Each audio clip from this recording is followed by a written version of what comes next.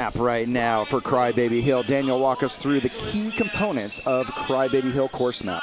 Yeah, so we're going to have the start-finish line going into corner one. And on River Parks, it can either be a tailwind or a headwind. And today, it looks like we're getting a headwind going into the climb. That's going to cause a lot of, slow pace going into the hill. A lot of swarms happen. So a lot of those lead teams have to keep their head on a swivel and put energy into being first in the hill. If not, they can catch themselves out, be behind crashes, mishaps, or anything like that. We got our pro women on the starting line right now. We'll be talking a lot about the dynamics of this race course in the next few moments. You see all of your leaders now on the front line. Wearing that pink jersey is Samantha Schneider on the start line. Right next to her, national champion Kendall Ryan. Skylar Schneider also here today. Skylar winning this event multiple times. We're looking forward to seeing how she races, but the stories of the day will also be our 19-year-olds Olivia Cummins and Catherine Sarkisov to see if they can challenge for the front. We're just a few seconds away from our Crybaby Hill stage. I'm looking forward to it. I hope you guys are as well at home. Thank you so much for tuning in here for the St. Francis Tulsa Tough. Day 3 of racing. Again, I'm Gabe Lloyd, joined by Daniel Holloway. We're going to be bringing all the great action to you guys all afternoon long. Thank you for joining us, and here we go in 3, 2, 1. We're racing bikes, Daniel. Boogity, boogity, boogity, it's race time.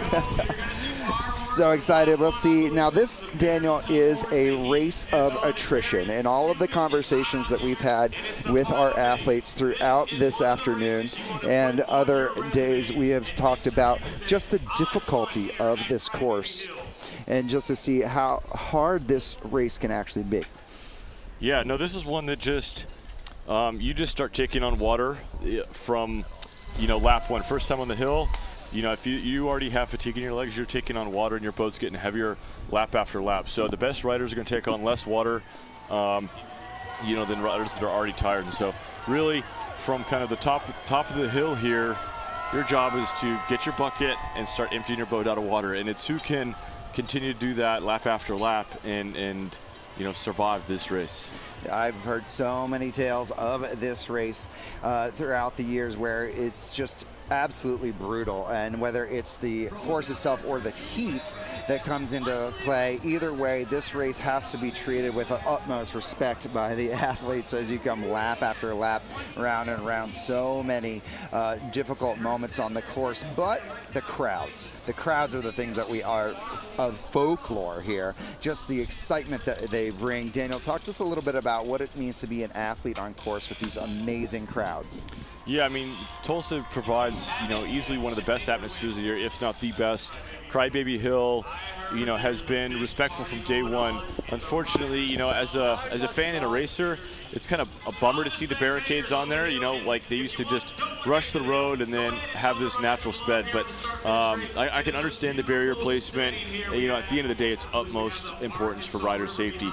But that doesn't kill the energy, doesn't kill the noise, and that energy is going to carry riders lap after lap, 2, 3, 4 laps further than they probably otherwise would if it was just a mellow, non-Tulsa Tough race.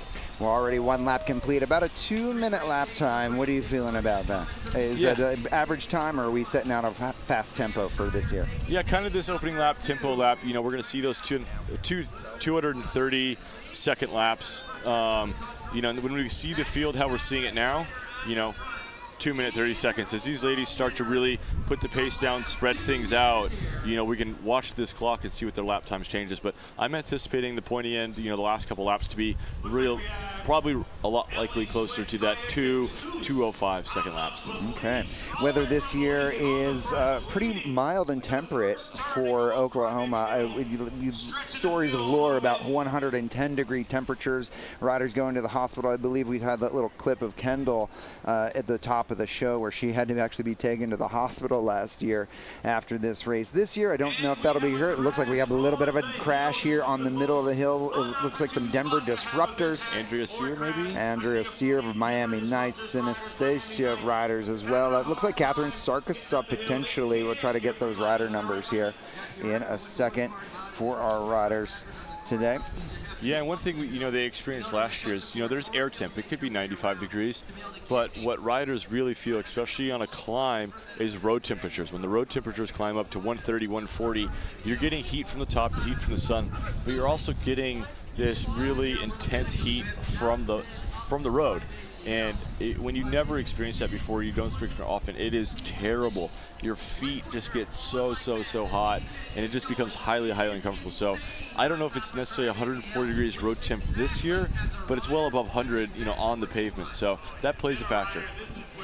So we'll see how that affects the overall. We'll see a lot of riders with ice socks up at their necks as they try to keep themselves cool. But I'm also seeing some of the riders who are early on putting in some efforts now already at the back of the field. So very quickly, dynamic shift in this race course. And we're going to keep an eye on the riders as they come by us here in the final turn. It's a little bit of like a 110-degree turn, pretty challenging as you come down off camber onto the finishing kick, and then it's only about 150 meters to the finish line. So interesting dynamics. Let's look at a field composition right now as we see CCB one more time up near the front. Catherine Rush has been one of their mainstay players. Natalie Quinn also finding herself up near the front. Do you see CCB is trying to challenge today at all? There were a bunch of riders from New England and Utah, maybe bringing in some climbing legs. Would that potentially have any effect on the other teams here today? Yeah, of course. And CCB, is not in the overall standings. Their chance now is the stage win, stage podium for that program. So they're not focused on the Omnium. They're not focused on what the last two races provided them. It's about what they could do today. And so, yeah, maybe they brought a team that's solely focused on Crybaby Hill, and that's maybe why they weren't so present to us in the first couple of days. And this is where they want to make the impact. And we're going to have to watch this race play out to see what they do.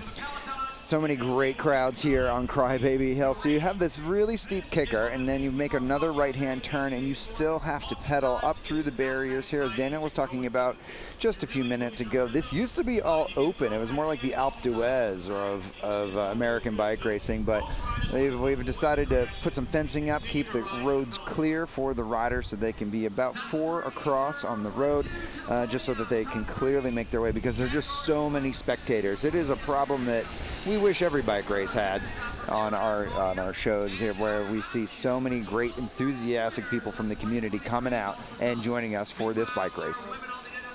Yeah, it's great. Now see Leah Kirkman coming to the front. And right here, as we see this angle where those orange flags are, that's the peak of the second roller, second climb, if you will, of this circuit. It's not one that a lot of people talk about. It's not one that's like clearly visible, but this is the one that hurts. When the race is on 3, 4, 5 laps long, the first hill stings, clearly, but it's this one that can really zap your legs, and it's really going to be a separator as we get towards, the last 5, 10, 15 minutes of these men's and women races here. Already seeing riders suffering from the efforts here, and Leah Kirkman, though, I believe Leah Kirkman will have a really potentially strong day here, coming from the World Tour, where she spent a number of years riding at the top level of the sport. Today is all about power, sustainability. We think that in the men's race that we will see different players as well. But what do you think the odds are for Leah Kirkman to really shine at the end of this race, even though we're seeing her now early on in the contest? Yeah, I think for Leah, this is, on paper, this is a really good course for her. It's punchy.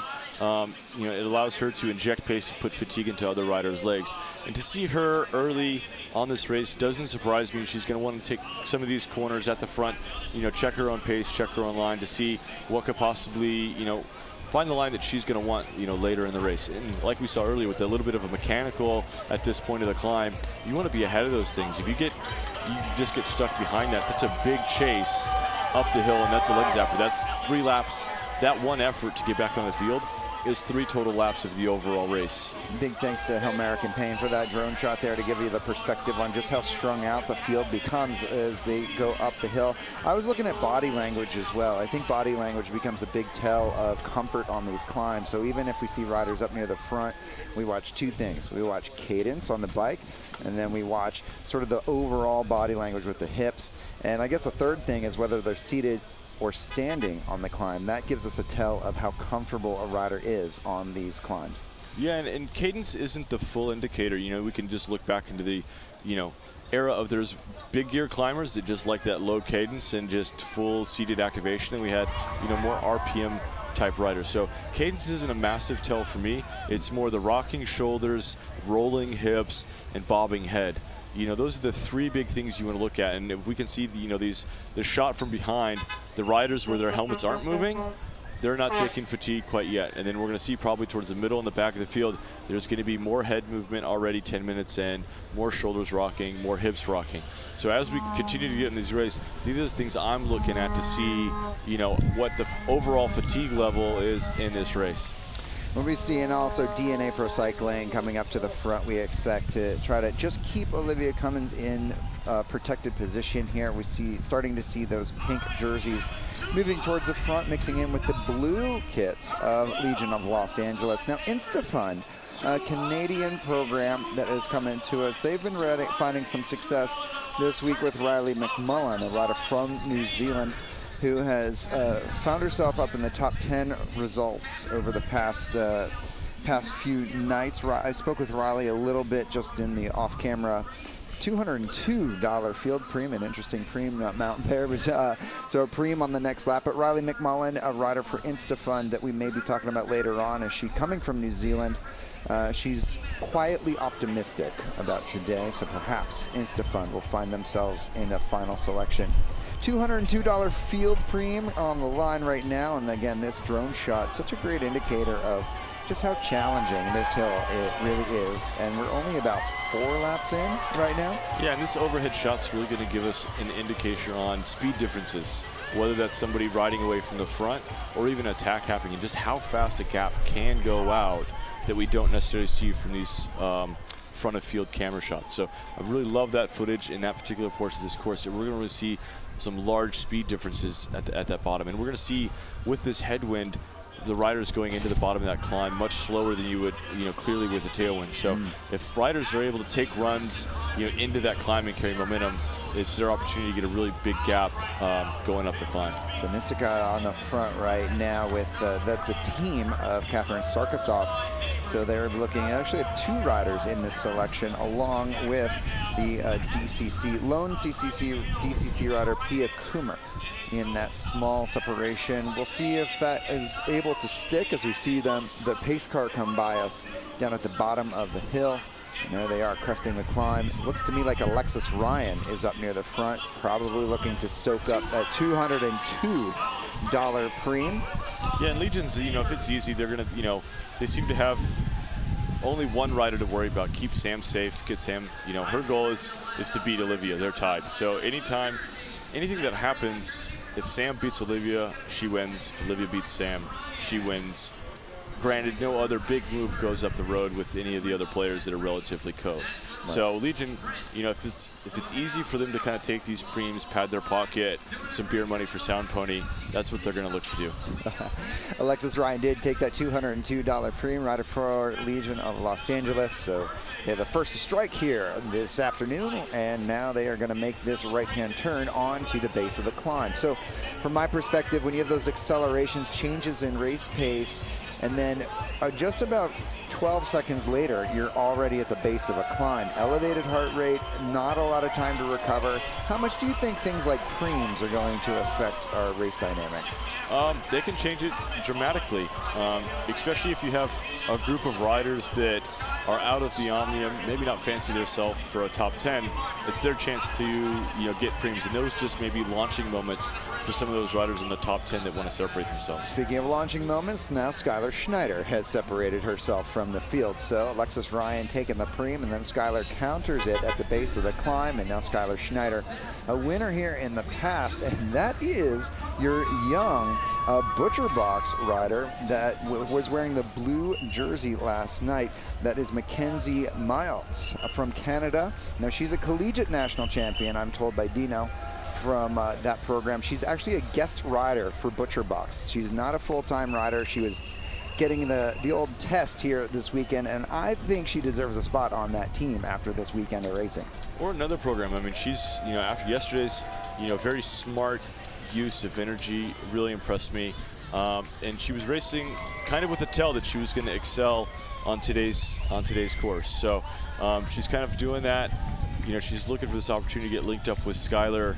And Skylar's kind of in the driver's seat right now on whether or not she wants help or not. Yeah. If I was Skylar this early in the race, I'd take 3 pedal strokes off, let this rider catch up, and now you have somebody to share the workload. Yeah, there's no reason for Skylar not to just allow Mackenzie to come in and just allow some participation, and then go deeper into the race and make the decision of putting the throttle down. Yeah, and I mean, with Legion's plan is they say, hey, we really want to go 1, 2, 3. So Skylar is potentially playing a 2-part game of our goal is to go 1, 2, 3 today, but I would also like some help. So it's monitoring that gap of, I'd like help to keep it at 20 seconds, but also I'm going to need to find a time where I need to attack long enough for my teammates to potentially catch this rider, if that's what they're going for. Well, we're going to see how Skylar and Mackenzie Miles are going to handle this climb here. Notably, seeing how Skylar is going to handle this, as Daniel was just explaining, I think that there's so many layers to this level of racing that maybe don't really happen at some other layers of races, but we're seeing now Skylar moving off to the side. She wants Mackenzie to pull through and just almost take a look at Mackenzie. I think Skylar's now going to observe a few key things. What might those things be? Yeah, Skylar's just going to give her a once-over body language, pace, just presence. What Mackenzie needs to do now that she's riding with the caliber rider level of Skylar is that she doesn't need to go over her red line. She can be conservative. She's kind of hit phase 1 of, hey, North American cycling, look at me, this is what I'm capable of. And now she needs to just ride smart and within herself and not overdo it so she can make it really deep or all the way to the line with Skylar in this move. She also needs to make the decision to pull on the climbs. It may say counterintuitive, but when she's riding 300 watts up the climb, Skylar's going to be riding 300 watts up the climb. There's the draft. You really take the draft out of it, and so when you pull up, there's equal workload basically between her and the rider she's with. But now Skylar's on the front in the flats. Skylar's going to be riding 300 watts, and Mackenzie in the draft is going to be riding 200. She's getting that moment to recover. So on the uphills, you're basically doing the same work as your breakaway companions. On the flats, you're resting while that rider's continuing to work. So she needs to kind of continue to put that in her favor. Let Skylar pull on the flats in the faster sections and set her pace, be in control of the pace on the climbs. Now we're going to also make the observation that we see a little bit of a chase group coming across. So hopefully, I see Skylar has seen it.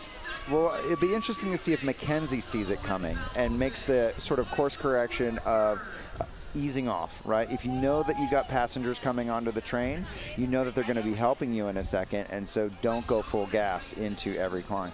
It's a fine line of, oh, there's a group coming to sit up, because you don't want it to be easy for people to come to you. You don't want to give people free rides by just sitting up and letting breakaway people come to you. But now we see she's felt the pace of Skylar. Yeah, so Skylar, what is the decision here by Skylar to go again? Is that to draw different riders out and see if she establishes a new break?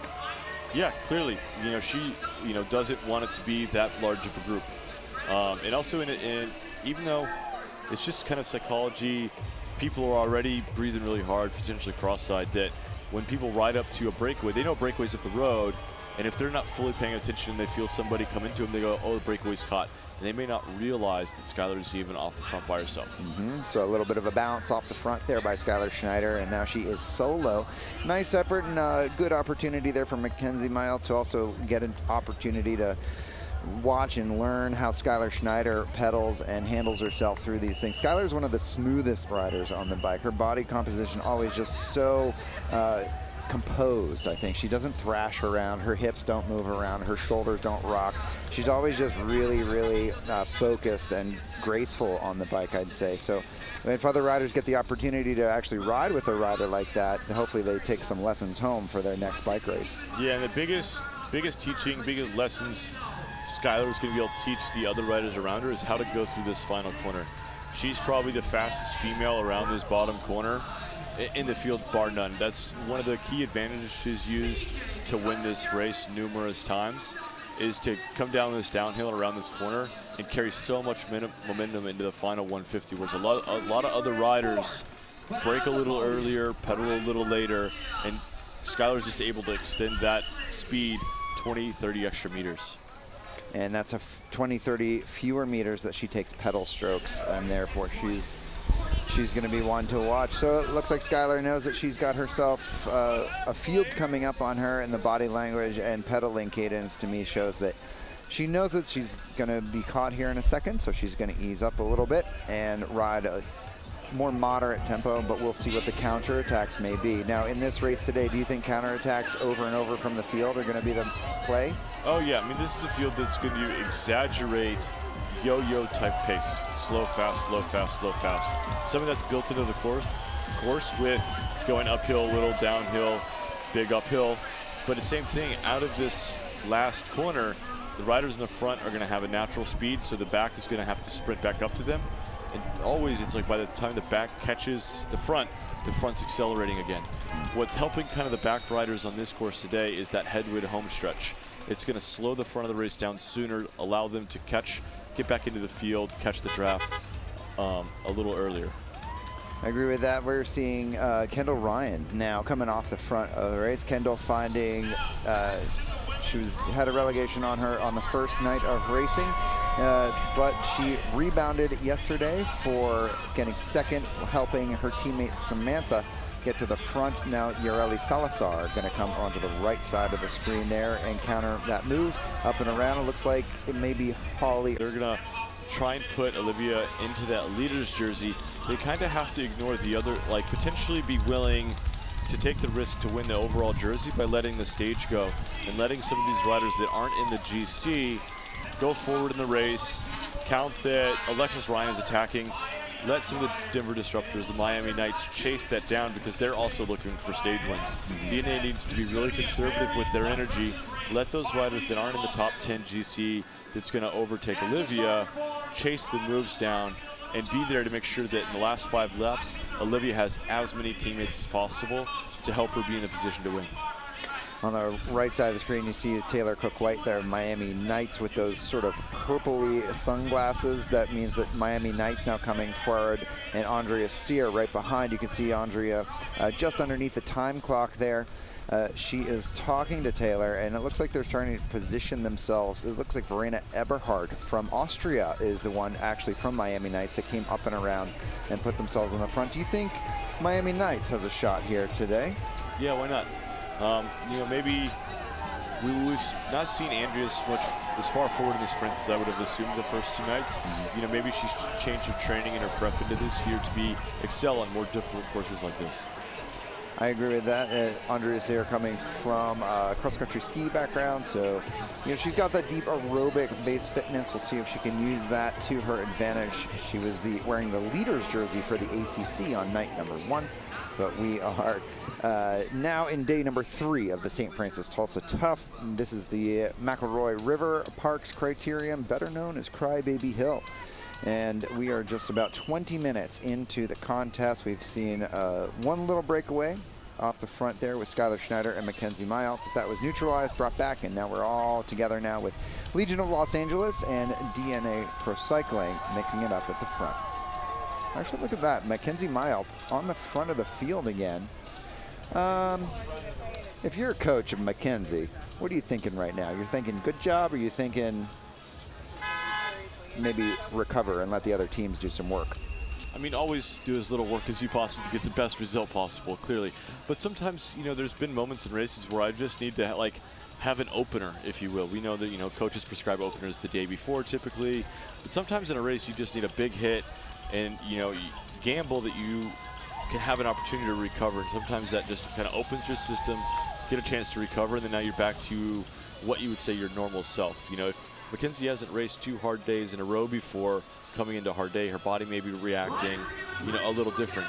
But a lot of the times, fatigue accumulated over, you know, 2 days is clearly you feel it, but a lot of it is mental. Your body's capable of still reaching, you know, into your total potential to still 90, 95%.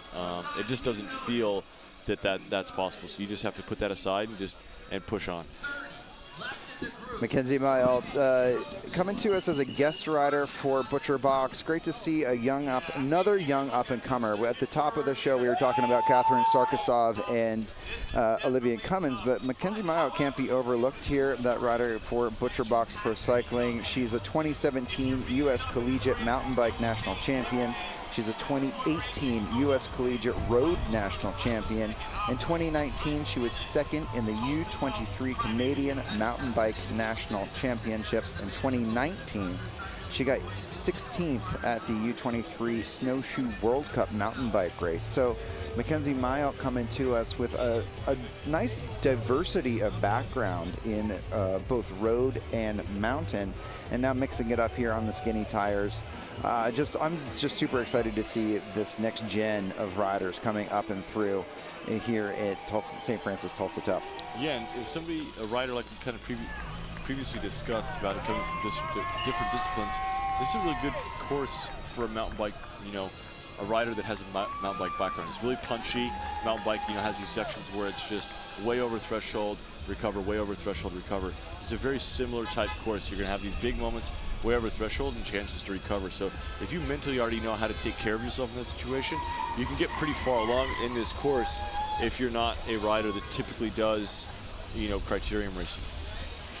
Mayotte now making that selection. There she is, sitting about fourth wheel right now. Mayotte, multiple national championships to her credit, both on mountain bike and in road. She has now made this elite selection with that representation from Legion of Los Angeles, Denver Disruptors, Synisca, and DNA Pro Cycling. I think there's a preem on the line. We'll see who's going to get this, and we're going to see an easing up of the pedals there as that preem now collected by one of those two riders.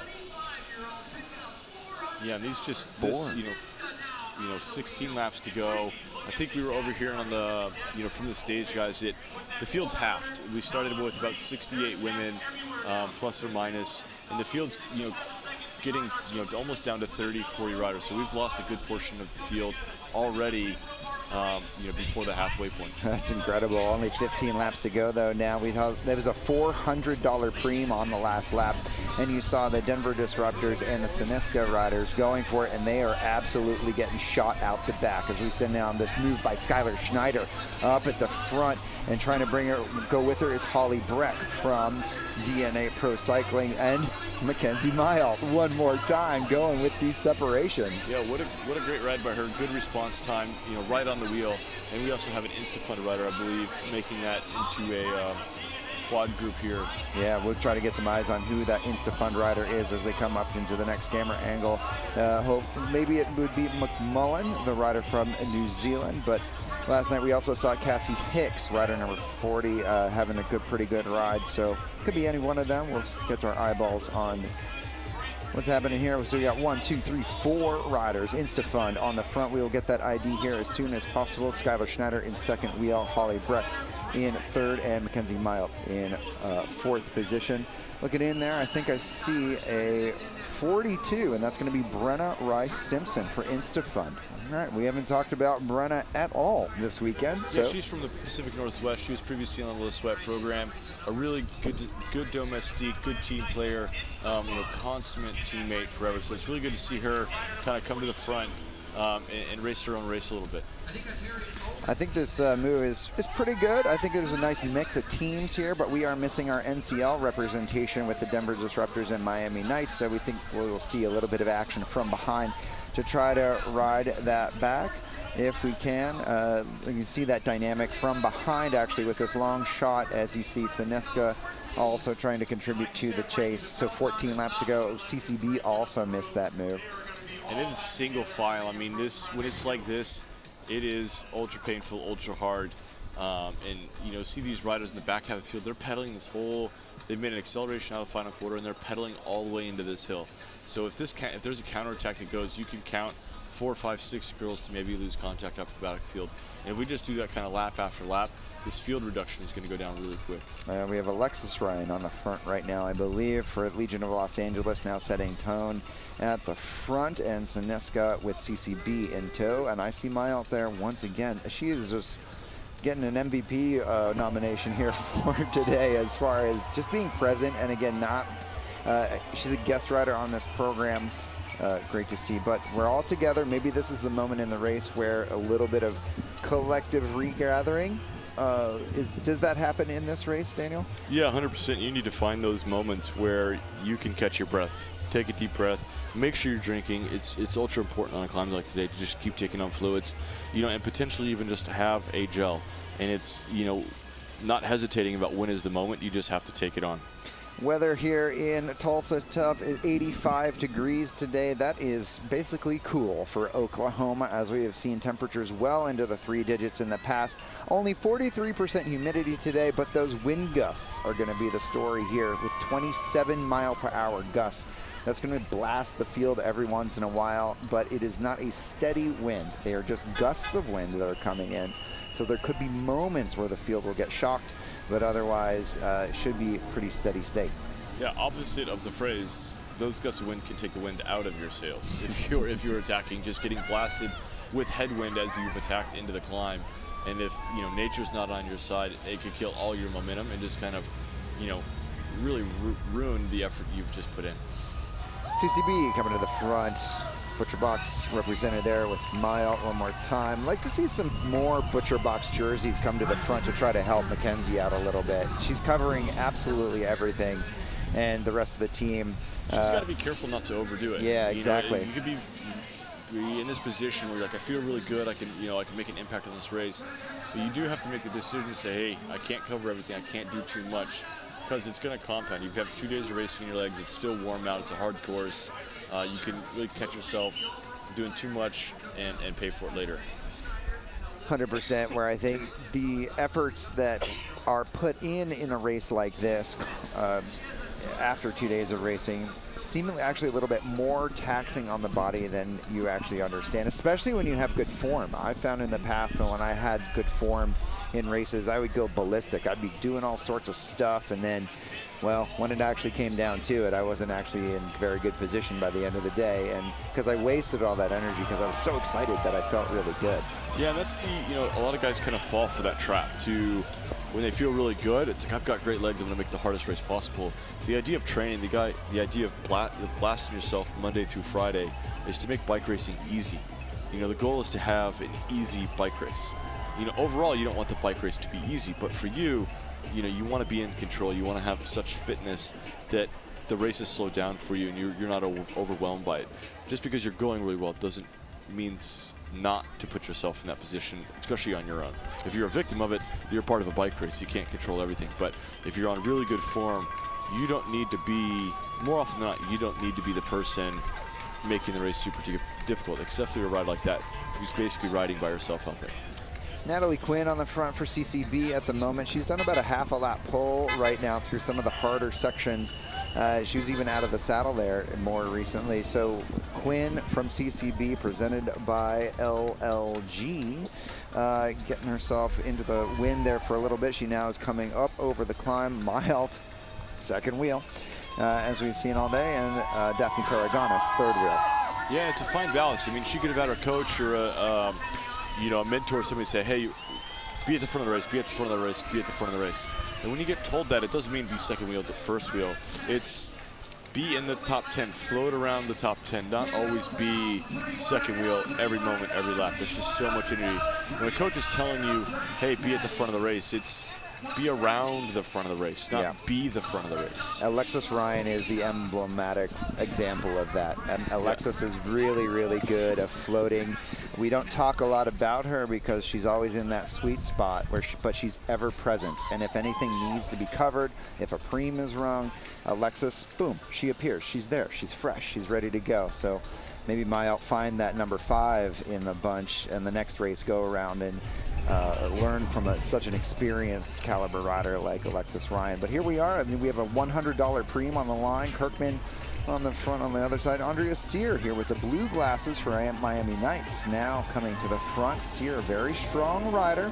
And she's also a pretty good kick on her. But being at the front at this point is a little early, isn't it?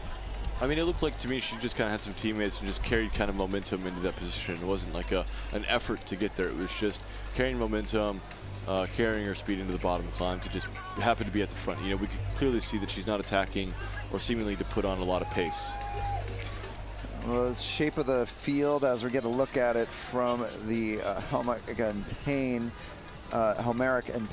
drone today, as we see single file-ish, right? It's not like pure, like lined out, but we are definitely seeing an extension of the field string here with the half of the riders who started today still into the contest. And yeah, and as we look at this shot and it's bunching up, it's like going into that corner is uphill. You know, those riders aren't bunching up because they're coasting. They're bunching up because there is elevation gain into that corner. So that plays a factor when we're talking about doing the lead out. If you do it too early and you fade there, riders 3, 4, 5 can use that opportunity and you can get swarmed. So we'll see if any of that washing machine effect takes place. And there you are. You got Alexis Ryan on the front as she found herself in good position. Alexis setting herself up for the preem, as I was just describing, right? She's setting herself up. Now we're 150 meters out. That's kind of a long way to go, but she's going to check every little moment here. She's getting closer. She's now 100 meters from the finish line. Alexis can sprint for 100 meters. Is she going to go for the $100 preem? Or is anyone even going to challenge for it, though? I think it's an instance, as us, you know, kind of trackies knows, what's called a razor. You kind of come out of the corner, and then the closer you get to the line, the faster you get. And it can be unassuming for somebody who's trying to sprint from 5th to 6th, coming to get this preem, and you can't really tell that Alexis is in the saddle, just picking up the pace, going faster and faster, faster. So it looks like Alexis collecting the $100 preem as far as we know. So Alexis is now collecting $302 in preems. It's a lot of beer at Sound Pony. Oh man, I can't wait for her to buy some beers. And there we go. We got a little acceleration, aggressive acceleration on our left side of the screen by Kendall Ryan, putting herself into position. She slots herself up into the front of the climb, and now out of the saddle, we see that national championship jersey right next to Daphne Karaganis as they come up and through this boisterous crowd.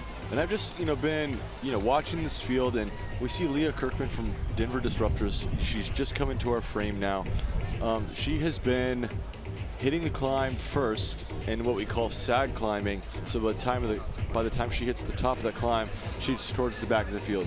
What that means is she's riding the climb at her pace, or even under pace, so to speak, and it's spending less energy than those at the front holding their position. So is that a tactic she's using to save her legs to make a larger impact, or has she taken on a lot of water and it's just a survival mode? But now we see these three riders start to get a gap. But they're talking to each other right now. They're not exactly getting along. I don't know what's happening. Kendall is shaking the head. Daphne Karaganis also shaking the head. And Malaki really just hanging on. Agorio Malaki, that third wheel that has put herself into the separation. So I don't know what happened there, right? Kendall Ryan and Daphne getting along. We may have a little bit of a replay maybe on some argy-bargy that happened earlier between those two. I'm hearing over TV. We'll see if we get that shot. There we go. Yeah, here we're coming around the corner, and Daphne just kind of carries the momentum a little wide and closes the gap. And Kendall just kind of uses her shoulder a little bit to say, hey, I'm here, and create herself some space. To me, no harm, no foul, but Kendall's probably giving her chatter over the top of that climb and saying, hey, I said something, I was here, you kept going, and I just had to move you a little bit. Yeah. And it's, as we, earlier today at breakfast or brunch, if you will, we were talking about rivalries, and Legion and DNA have, quite a bit of history with Maggie's School Listers last year, and those two became, Kendall and Maggie were true rivals. I mean, they were going at it every race, every sprint. And so, that rivalry continues even if that rider leaves with DNA and Legion. And we're just kind of seeing that behavior, and Daphne's just kind of, hey, I'm going to pinch you a little bit, a little bit of a mind game. Kendall's going to, push her off the wheel and say, hey, I see what you're doing, but you're not, it's not going to work on me. And so it's just that back and forth of, start some gamesmanship, trying to get into each other's head. Nice to see these race dynamics playing out. We're now into 10 laps to go, 10 laps remaining in the contest. And this is where, in a Criterium, we're talking about lead outs and whatnot. Now, from what I'm seeing right now, we have more riders on the course than I would have expected to see at this point in time, but you're the experienced one here. What are you seeing from race dynamic, and what can we expect in the next 10 laps or so? Yeah, but we saw in the first part of that race, there was some accelerations, slow down, accelerations, and then quite a few laps where the pace was extended, and we lost 20 riders pretty quickly, right? And so that's just the first third of the field. Now we're kind of in the middle towards the middle, into the middle of the part, that if it starts racing again, I think we'd lose another bunch of riders pretty quickly. So just it maybe look bunched up in a large race and that it's been like a little easy, but as soon as the pace goes up for just a couple laps, more riders than you would think would come out. But look how small that field is compared to what we start. Yep. So, and this is a course where it doesn't have to be raced full gas or that hard overall for people to just pop off the back. It's just that kind of course where it can just be ones and twos, just wear on you. Totally can see that happening here, and as we're looking at the dynamic as the field coming down and through, there is Samantha Schneider with that pink jersey in the middle. As they come around, and riders now coming by us, Sineska is on the front at the moment. Nice move here by this young up-and-coming team. Again, they have Catherine Sarkisov tucked into the field right now. $300 premium on the line, though. $300 premium with 9 laps remaining, 9 to go, with $300 on the line now. Frankie Andreu and Rassam Bahati on the mic on the stage. They're making the decisions about when we're throwing money out. Preems, we've talked about it earlier in the contest about how it can affect the legs. Do you think that we're going to see a little bit more of these preems start to affect the outcome of the ride at all? And will the preems start to affect the ride at all for the rest of the field? It's yet to be determined as we see the riders now out of the saddle as they start to lift up in the tempo climb. And here we have Leah Kirkman on the right side, Denver Disruptors. And we can see her, she's back at the front, basically hits the climb first wheel, and we can see her just start to float back. You can see all these riders, number 29 here, just ride by her. She's just riding her pace. Let's just say the riders in the front are riding 340 watts, she's riding 280 watts.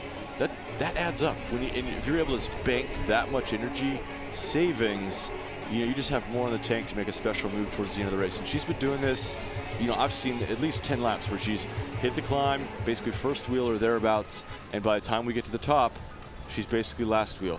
And then she's using the rest of her bike handling and finesse through that other part of the lap to pick up positions and get herself back to the front of the race with not much energy, to get to the bottom of the climb, first wheel again.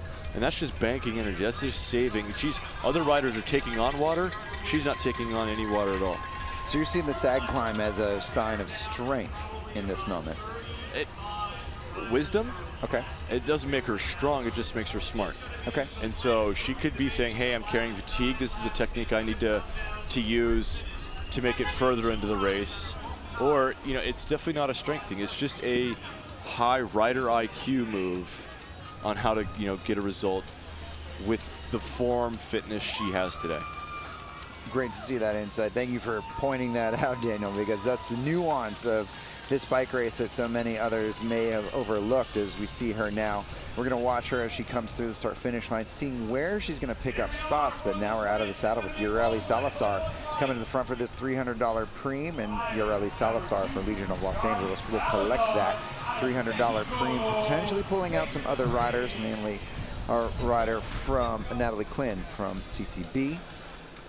But Ureli Salazar picking up that preem. Now we're going to try to keep an eye on Leah Kirkman to see where she ends up at the base of this climb as things start to get a little bit more heated in the final 8 laps of this contest. And one thing Leah's going to be thinking about now is we're getting 9 to go. There's going to be less opportunities of the pace coming off. So at some point, she's going to stop sag climbing as far back as she has been. And instead of going all the way to the back, she's going to go 10 riders from back, 15 riders from back, 20 riders from back. And then she's going to be fresh enough to just kind of hold her position.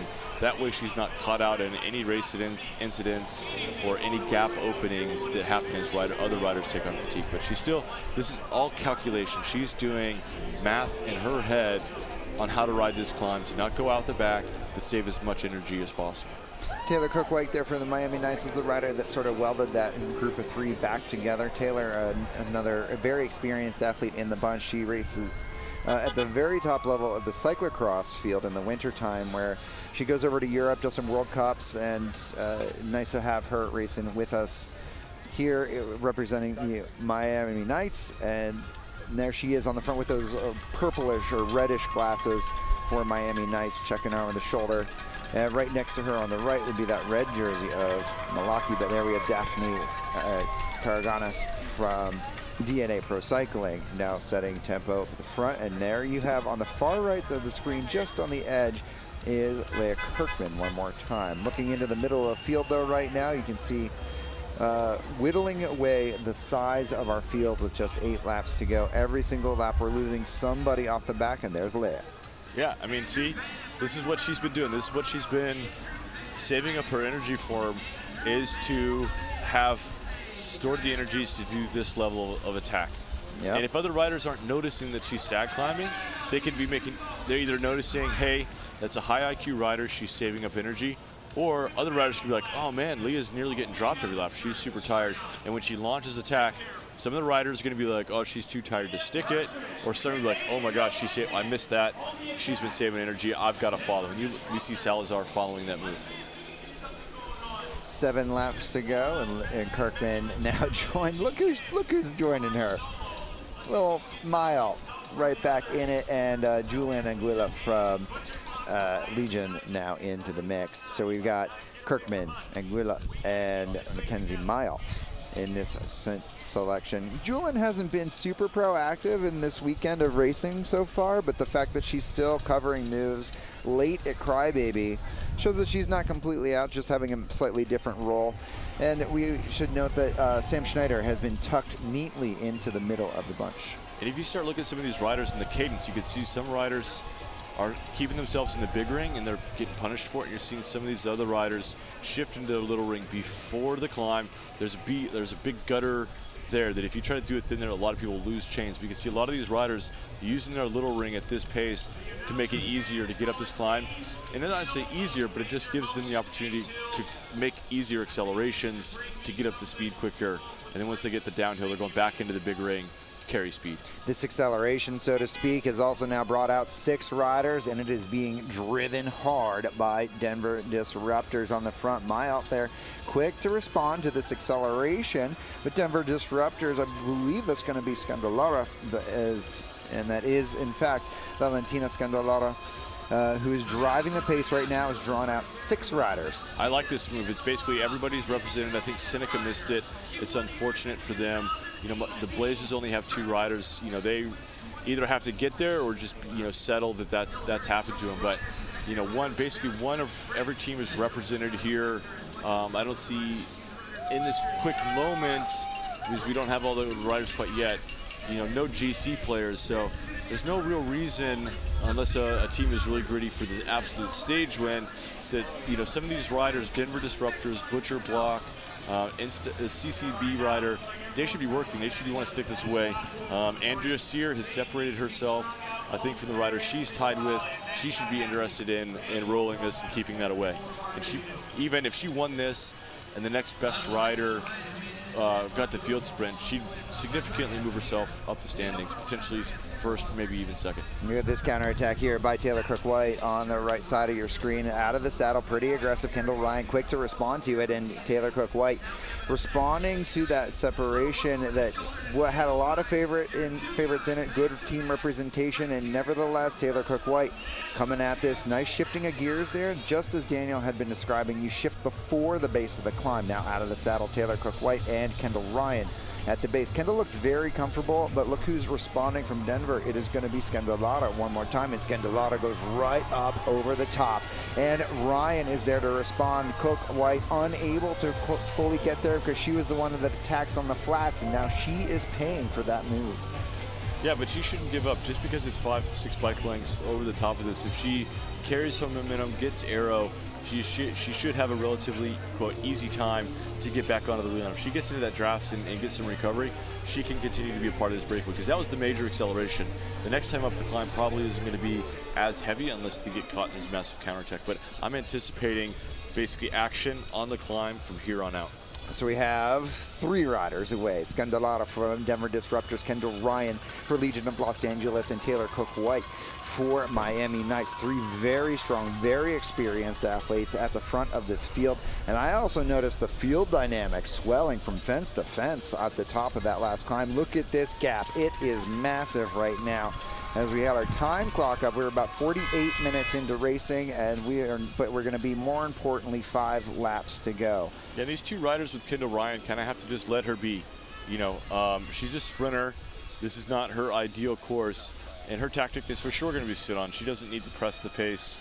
She can just verbally out loud be saying, "Oh, I have, overall leader back there," even though that's not significant to this particular move. So she's trying to gamesmanship, say, "Hey, my teammates are in the back. I don't need to pull. You're gonna have to tow me along." But these other riders need to have some confidence, understand that Kendall may not be the best climber, and do this to her: 1-2, 1-2. If you're a rider like that, it's gonna sit on this close to the wrap. Denver's gonna attack. This Miami Knights rider has to say, "Okay, it's my turn to counter," and start wearing out Kendall, and it's a bit of a gamble on which of those moves is going to crack Kendall, and they get to stick. And that's what I'm seeing too. I think Kendall knows that she's got 2 NCL riders that are looking at each other right now. Taylor Crook-White just shook her head, "No, I'm not going to pull through." Scandalata getting herself across the line there first, but so Kendall is now baiting them to do the work. Kendall's okay being caught and being reabsorbed. Yeah, but it's a dangerous game to play that game as a sprinter, whether you're good or not. If Scandalata just keeps going fast, slow, fast, slow, fast, slow, as an absolute sprinter, that really wrecks your legs, where Scandalata is more of an all-arounder. She can just kind of do that for longer, so to speak. So Kendall, has to be mindful of, how much she wants to take on that, on-off type pace. But what she has done in the home stretches we saw is she went right to the front and kind of said, "Dare me a little bit." And that's the move you have to do, whether you're good or even if Kendall's like at her limit. She's kind of put on the game face, go to the front and say, "Look, I'm uninterrupted, by this," and just kind of use the body language, the posturing to just make that sign, you're attacking, doesn't affect me. And it could be a bluff. We don't know. We'll have to see the race play out. But I've used that tactic both when I've been good, but also when I've just been on my absolute limit. Is just in that getting attacked, going back and just setting this false tempo, like, I'm fine,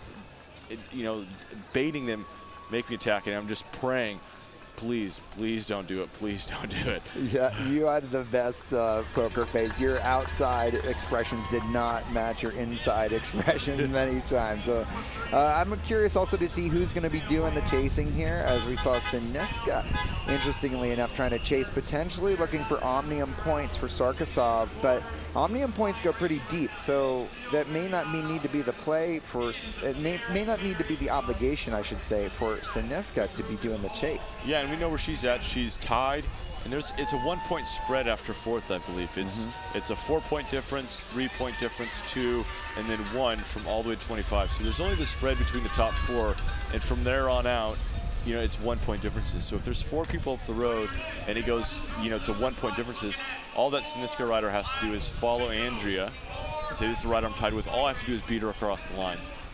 Yeah, that's all you need to do. It does not matter exactly where it is, whether it's for the race win but further in will still count as long as you're in the points. 4 laps to go in the contest, and we now have our race all back together. So we'll see if there are any counterattacks, and we'll see who the protagonists become here with only 4 laps remaining. I do see Riley McMullen there for Instafun, that taller rider with the white helmet for Instafun. There it is, Leah Kirkman one more time. Yep, so she's starting to use all this energy that she's banked up from the beginning of the race to this point to do these these very quick accelerations into the climb. So 4 laps to go. We saw those two-ish minute lap paces, so we're around that 9-minute mark of racing left. And we also are seeing Natalie Quinn from CCB near the front as well. Mile Alta was also quick to respond to that separation, or that acceleration, I should say, by Leah Kirkman. So we are seeing a lot of attentive racing out here late into the contest with just 4 laps to go. This field being together for the most part. Whoever is left will be looking at either a very late race gamble for a separation, or we are going to look at a field sprint situation, which will be pretty tricky on this course. Just 150 meters between this final turn and the finish line. I wouldn't say 20 riders, 25 riders is a field sprint. That's kind of a select group and has a different dynamic. I think Legion and DNA are the only teams that have kind of more than three or 4 riders, and so that's just how that is going to play out. And we can see if somebody's going to take that gambler lap. We know it's going to be a 2-ish minute effort if we see somebody attack at the bell or just before. So just keep that in mind as we're watching how long that gambling effort is. Okay. So see them come up over the crest of the hill here, and it looks like one of our Miami Knights riders is going to be the one coming up and over the crest here, and I believe that'll be Brittany Parfrey. She's on the front trying to hopefully set up Andrea Sear for a nice move. I haven't seen Andrea Butine too much off the front. I did see her shepherding Sear around a little bit in the middle of the bunch. You see Sear on the radio there in the middle of the bunch. 3 laps remaining though in the contest now. 3 laps to go. Miami Knights trying to organize, chatting with each other, trying to figure out what they want to do. Emily Flynn there on the left side of the screen for LA Sweat, and Kirkman with the Canadian maple leaf on her sleeve. Julian now coming to the front though. Julian Aguila for Legion of Los Angeles leading into the base of the climb with Scandolara on the wheel. And is that Verena Eberhardt? It is a track rider from Austria, actually, Verena Eberhardt. Initially there, looks like she swung off though. That might have just been her team's moment, but you know, your Andrea Sear, your Sam Schneider, your Olivia Cummins as sprinters, you want to get your team together to smooth out the pace. You want to start to formulate your program to just do slow accelerations, you know, really neutralize these big start-stop efforts. You know, that's what's really going to zap your legs this close to the finish. So Andrea's going to want her teammates around her and start evening out the pace, having those teammates together. That way when an attack does go, she's got 2 or 3 teammates they don't have to initially respond. They just kind of ramp up the pace, and that's a much better effort to do this close to the finish, or else it's going to sting your legs. Got a slight separation here, but I think Alexis Ryan is welding it back together. So as we have Miles on the front here momentarily, again, a multiple-time collegiate national champion, Andrea Sear, second wheel there. And with, I wanted to just point out there that rider number 71 for United Cycling from Brooklyn, New York, Stephanie Halamek. She's a real dark horse in this race. She's won some races back east, but this is a national level event, and she has the potential to sprint well, but she's got to be in the right position. You can see Halamek coming over the top there in the middle for the United Cycling team. That's her right there. Great job with our camera crew. Thank you guys. But Halamek, she's your dark horse for tonight. Yeah, and you mentioned earlier that at Easton, I believe, that she won a very scrappy, chaotic field sprint. Yeah. And that's what this is. You know, this is what that's kind of going to be the last time up the hill, down the roller, back up the little kicker, is it becomes very chaotic. A lot can change really, really quickly. And so if she's able to win like something scrappy like that on the East Coast, a lot of that formulation is going to see it and feel it before, and she's getting herself in a position to get ready for a situation like that. Yeah, she is the winner of the Easton Twilight Crit just 2 weekends ago back in Easton, Pennsylvania. So Halamek, your dark horse here. We've not seen a lot of her at the front of the race, but hopefully she can maintain her position. You can see that she's now been shuffled very far back, and that's sort of the layer of why she's a dark horse, right? Because sometimes she finds herself in great position, and then boom, quickly she's in bad position. And that's sort of the differentiators between our top riders and then our up-and-coming riders. And that's like just experience of not losing position so fast is getting complacent, right? Be like, oh, I'm in great position. I'm fifth wheel. I'm around a Sam, a Skylar, a Kendall, an Andrea Sear. And then in an instant, it could change and find yourself too far back, and then you have to just make too much of an effort to get back into position. And over time, with more reps, she's going to start getting that, sixth sense totally, or also reading, where she is on the lap or a straightaway, and knowing when to fight, just 2 pedal strokes to fight to hold position, and instead of feeling, oh, I'm super comfortable, not doing those 2 hard pedal strokes to keep a gap from opening and finding yourself too far back. We're at 2 laps to go right now. 2 laps remaining. Breck on front for this moment, and they're trying to set up Cummins. We have not talked about Olivia at all in this contest so far. That's good. Sometimes it's the rider we never mention who ends up being the victor in these races. And so DNA Pro Cycling now trying to set the pace. We're going to be coming around. We're looking at 1 lap to go next time through the start-finish line. This is the pivotal moment of this race. You have to be in position now. Daniel, what do you see in here? You seeing? Walk me through it. What from your eyes? Yeah, DNA has put all 3 riders basically at the front here together. We have 3 Legion riders, so it's DNA, Legion. And it's going to be a race, into the bottom of this climb. And from there, it's going to be full gas. If we get over the top and it's just a couple riders, there's going to be a hesitation, a little bit of a look, a little bit of deep breath before they make another big effort into the second to last corner, up that little roller into the downhill. Yeah, and Butcher Box coming up pretty late in the contest. They should have been there about a lap ago, but we'll see if Wong can help bring my alt to the front there. Now we see Legion of Los Angeles taking over with those blue shoulders. Alexis Ride and looks like Skylar potentially up near the front at the moment.